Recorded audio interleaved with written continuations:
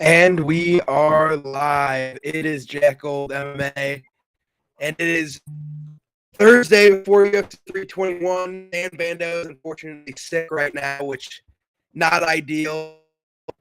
We're working through it. I actually can't tell if my audio is working. Let me see here. Be good, but we have a big fight week this week. It is a solo show today, and it is the heavyweight championship this weekend between Tom Aspinall and Cyril Gane. But I wanted to open up the show with some big news this weekend or coming out today. If I can share my screen here, it is that Patchy Mix.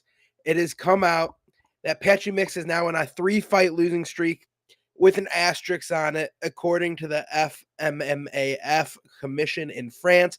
But against his last PFL fight in France against Magomed Magomedov, he tested positive for steroids, and that is now overturned. So according to where you look, it'll be a no contest, or it is going to be a loss for Patchy Mix. It's kind of unfortunate. He was supposed to be the star for the UFC. He was a star in Bellator, and he just has not done well so far in the promotion. He has not done well. But getting that out of the way, I don't know if the UFC is going to keep him after this. But the good news is we have a big fight card this weekend. And before I go into that, we also have a massive fight card on Saturday after the fights for Tough Enough 149. I will cover those later in the card. But covering UFC 321, it is a big card. We have 2 title fights, but we might have one of the most insignificant title fights we've ever had on here with Virna Jandiroba versus Mackenzie Dern, because Zhang Wei Li has moved up in the division, and she is fighting for the flyweight belt versus Valentina Shevchenko at UFC 322 on November 15th.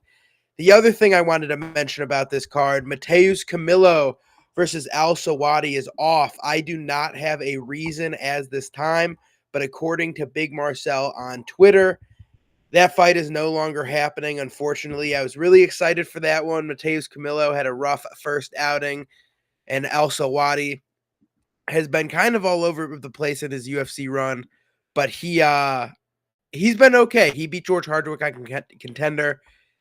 But going into it now, we are going to go over our picks, Zan Bandos as well. He sent me his picks for UFC 321. And yeah, let's start here. No free ads. To open the card, we have...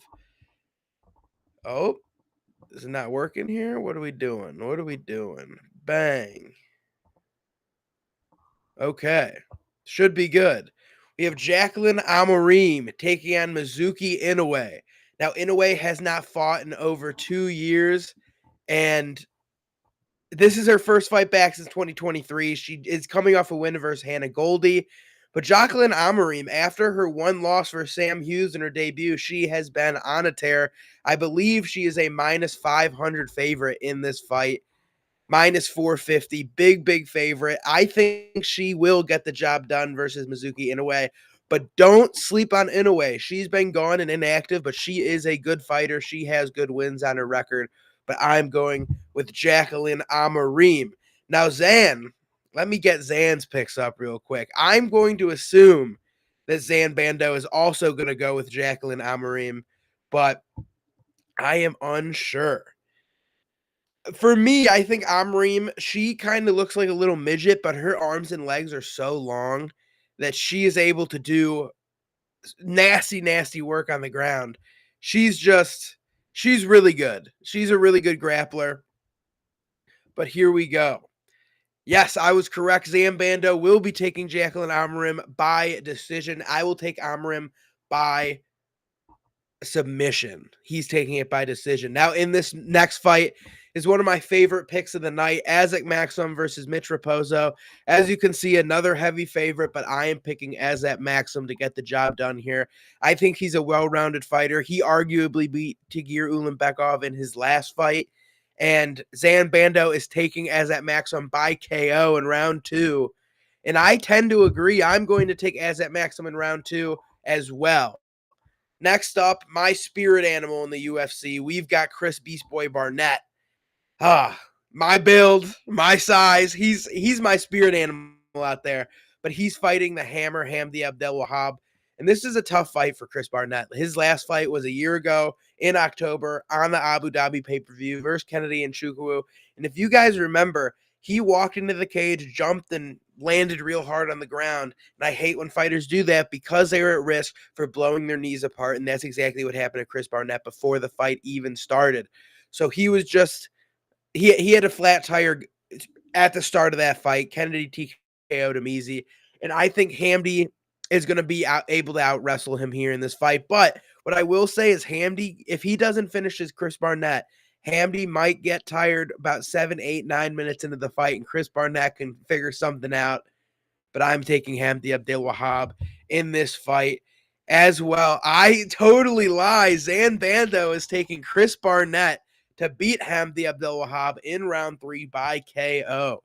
Interesting. So our first difference of the card, I'm taking Hamdi. He will be taking Chris Barnett. Now, in the next fight, one of my most anticipated fights of the prelims, we have Jose Delgado taking on Nathaniel Wood. And I honestly kind of feel for Nathaniel Wood here.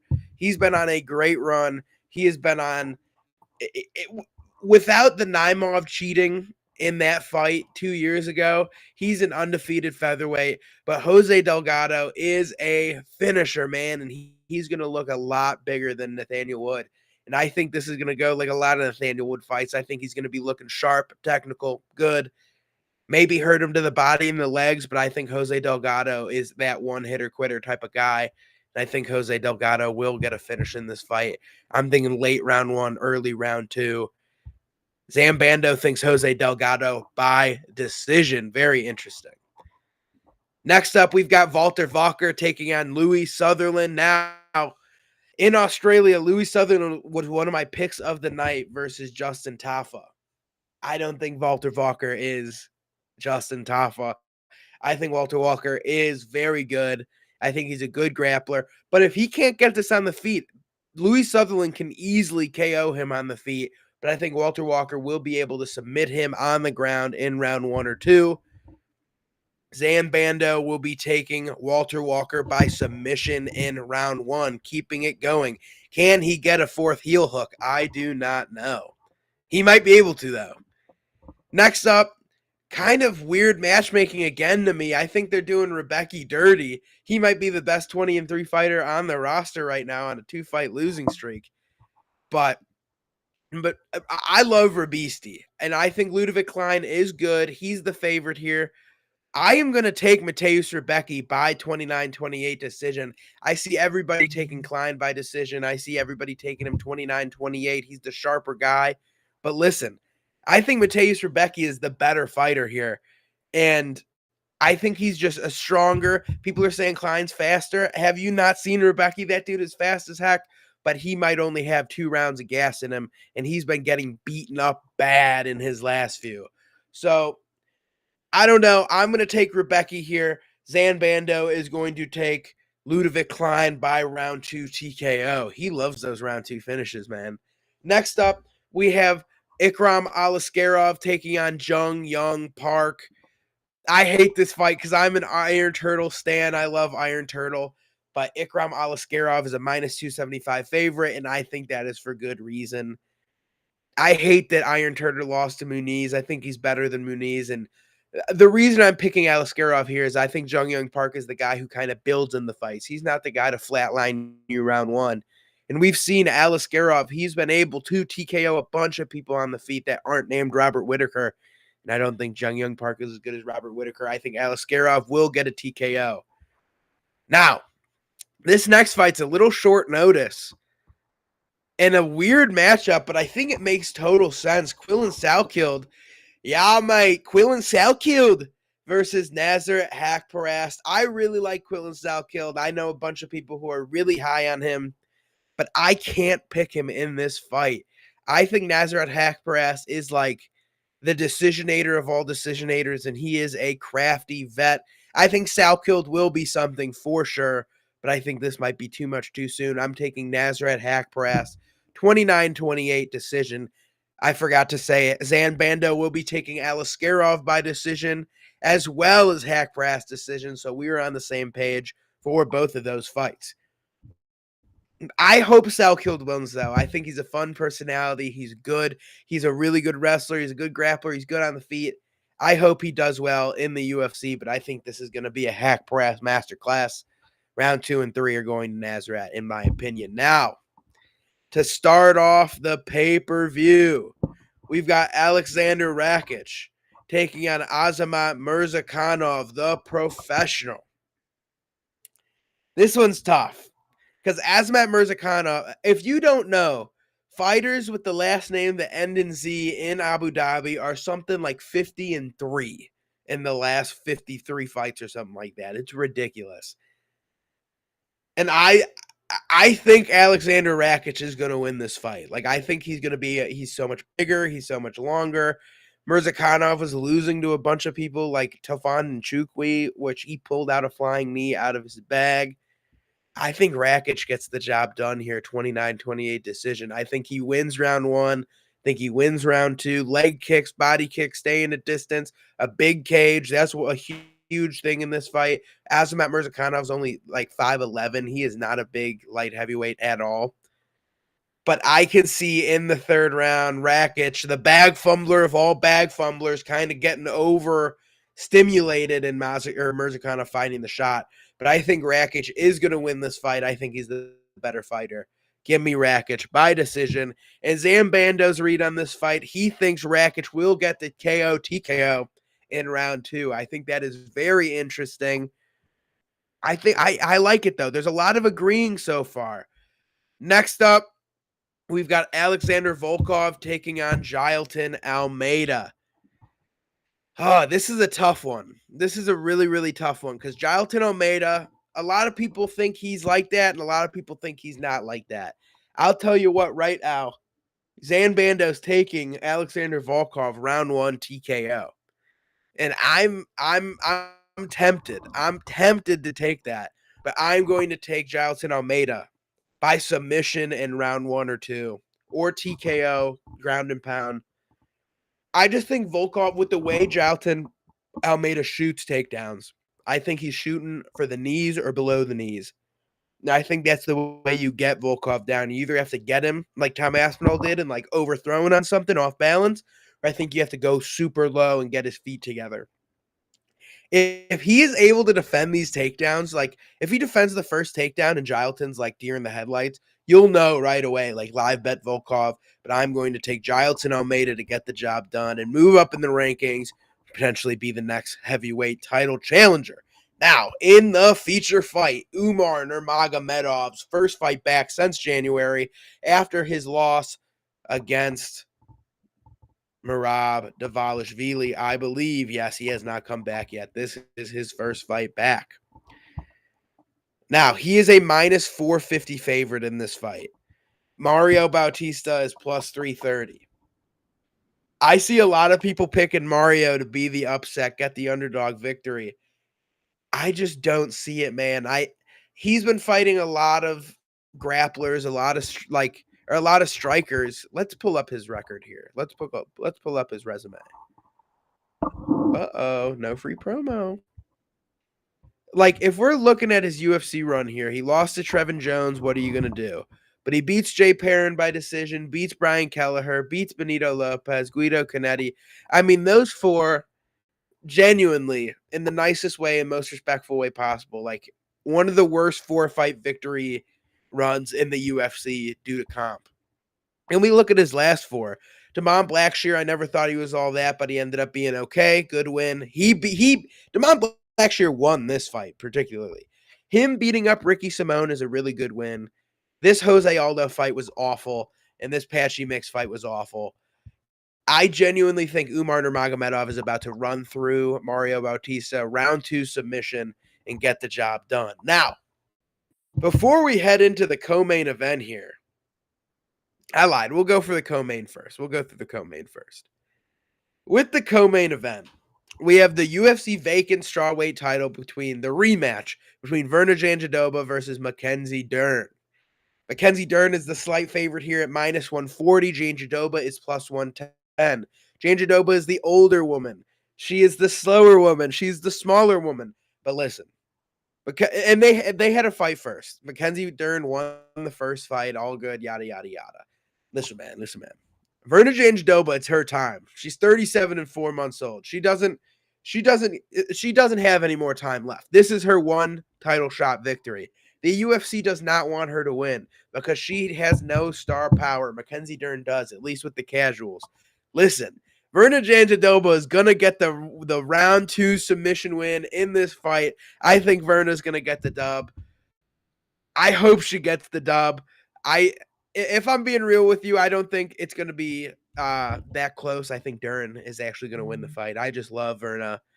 I think Mackenzie Dern is going to win by decision, but don't be surprised if Verna gets the job done. But my official pick will be Mackenzie Dern by decision.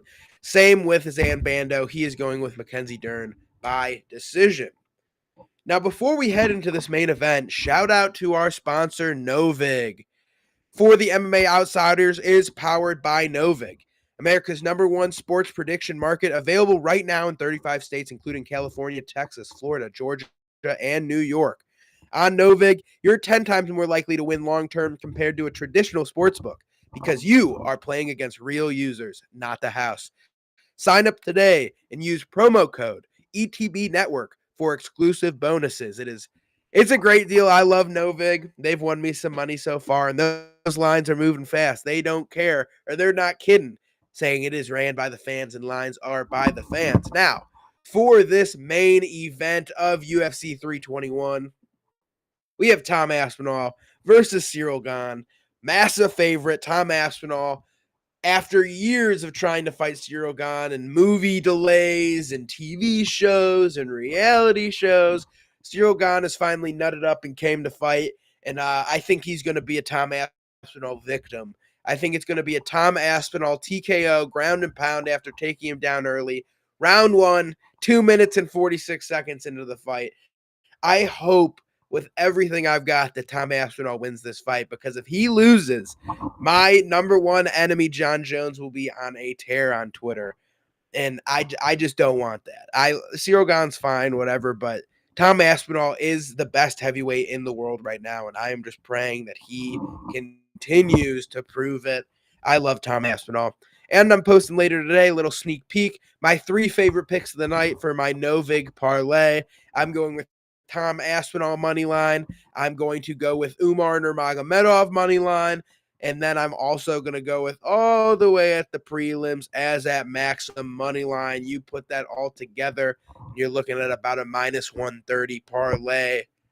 I'm excited. This is going to be a great card. But now that we're done with UFC 321 a little bit, this takes place 9 a.m. Central Time, 10 a.m. start time for Eastern, 8 a.m. or 7 a.m. for Las Vegas. That's crazy. Super early, or West Coast, Las Vegas, whatever. But after the fights on UFC Fight Pass, we've got Tough Enough 149. I will be going out there Saturday morning at 4 a.m. to cover this event. And I just want to go over it with you guys a little bit here, because it is one of the better regional events you'll ever see. In the main event, you have UFC veteran Diego Brandao coming. He's been on a crazy tear. He just beat up Kanan Kawai. He just beat up Jamie Siraj. Now he lost to Hardcore MMA over here, but none of this matters. If we look here, he came into Tough Enough and got the dub versus Jamie Siraj. Then he came in and got the TKO versus Kanan Kawai. Now Kai Kamaka is coming in to get the title shot.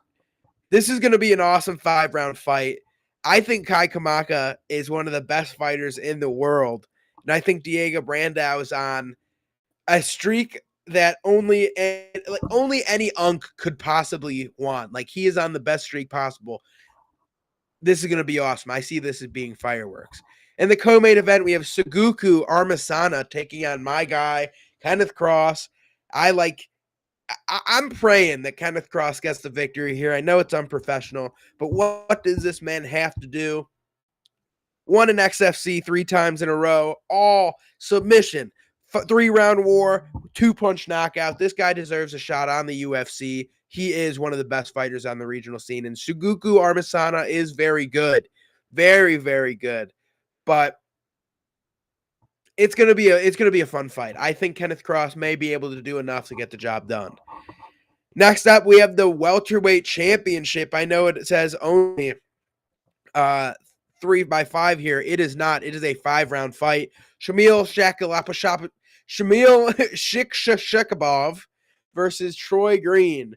Shamil and Troy Green. Shamil's coming off a win versus Shimon Troitsky. I lied. That is Troy. Troy is coming off a win versus Shimon Strotriski, which is a really, really good win in Tough Enough 148. Now, coming up this weekend, he is fighting for the belt versus undefeated Shamil. Shamil has been on a run of his own. He's looked really good, and I'm excited for it. He's out of AKA. He's fought Matt Valley, got the win there. He's fought an AMC, Kangoo fight. He's fought all over the place. I think this is going to be a really fun fight. Now, some of these other standouts beforehand, you can see Rafael Canuto, BJJ standout, come in for his second professional MMA fight. We have Miguel Suazo. Funnily enough, with him, I met him a couple weeks ago working Power Slap security. When I saw him on this card, I was like, whoa. We've got UFC veteran Justin James taking on Marlon Gonzalez. This will be a really fun fight. It'll just be fireworks from two crafty vets. David Goldenberg versus Ryman Lowley. Fun up and coming. Now, you got to know Maki Pitolo. He's taking on Armis Guyton. Maki Pitolo, UFC vet, tough enough vet. He's just a vet of the sport. Then we've got some really fun prelims here as well, some amateur fights. You see this, oh yeah, some opponents pulled out, but we're back. Everybody's full go, full show. Everything's good to go. It's going to be a fun weekend of fights. I think my most excited fight for the Tough Enough card is going to be Kenny Cross versus Suguku Armasana. I'm also very excited for Renato Canuto. I think this one's good. He should be like minus 1,000. It probably doesn't say. But I just like watching Canuto fight. I think he has the potential to be a really good fighter. Now, going back to UFC 321 for a second here. Before... Uh-oh. Everything good? We good? There we go. But going back to UFC 321, some of the fights I wanted to talk about before we leave. Jose Delgado versus Nathaniel Wood is a can't-miss fight. Jose Delgado, fireworks, just knocked out Hyder Emil, had a crazy knee knockout in Contender. He is a prospect to watch.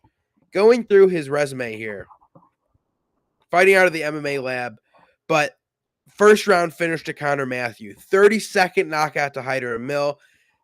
Ernie Juarez, legit prospect, knee to the head finish, left hook in LFA. UFL is a legit league. Like, you see some of these fights on here, and this is not a guy who is fighting cans. Like, even in his fourth pro fight, Chris Makate, if you don't know, one of the best regional fighters on the scene right now. And then Nathaniel Wood, he's just been around for so long. His nickname is the Prospect. He's no longer the Prospect. He's more of like the finished product. But beats up John Castaneda, beats Charles Rosa, beats up Charles Jourdain, beats Andre Fili after a close call. Naimov shouldn't have counted. That was such a cheating mess. But just beat up Daniel Pineda, just beat Morgan Charrier. He's on a great run, but I just think Jose Delgado has the it factor. He's just got it. He's a dangerous, dangerous man. I think this heavyweight fight determines what happens on the White House card. I think Umar coming back and how he wins this determines the next bantamweight title challenger, because Merab is clean through the division already. Same with this heavyweight bout. I think there's a lot on the line in these fights. I think Tom Aspinall kind of seals the fate for the UFC heavyweight division. Strawweight's cooked. Umar, if he could have on a spectacular performance, he might get the next title shot. I think whoever wins, if it's a finish in the heavyweight fight, they're getting the next title shot. This is kind of a weird one, kind of testing where Azmat's at. This one's a really fun one, testing where Quillen's at. Is Ikram legit? He has to get past Jin Young Park. Rebecca versus Klein is awesome. Walker versus Sutherland is awesome. And these prelims are really fun. That's really what I got for today on the MMA Outsiders. That's right. I forgot to say Zan Bando is taking Tom Aspinall. He is taking him by KO in round 1. So am I. So on this card, we have 1, 2, 3, 4, 5, 6, 7. We have 2 differences total with Alexander Volkov and Chris Barnett. If you know this show, me and Zan do not typically agree on much. So this is a nice change of pace for this show, for this program, for this fight card. Only 2 differences in, I believe, 12 fights now that El Sawadi and Camilo is out. The other news I wanted to say before we are out of here, Jalen Turner is back. He is fighting for the UFC again. He is matched up versus Edson Barboza for UFC 323 on the prelims. That'll be a banger striking match. This has been Jack Gold. Thank you for watching the MMA Outsiders. Shout out Zan Bando. Hopefully you feel better, my man. We're going to have some good picks this weekend. Before we get out of here, I totally forgot our overalls for the year. Last week, I went 6-7 in Vancouver. Zan Bando went 3-10. Rough week for the both of us, but overall, I am 259, 166, and 3. Zan is 245, 180, and 3. He can try to catch up a little bit here before the end of the year. That is the competition. Our picks are going up tomorrow night because it is an early fight card. Do not miss it. UFC 321 covered by the MMA Outsiders. Thank you, everybody, for watching.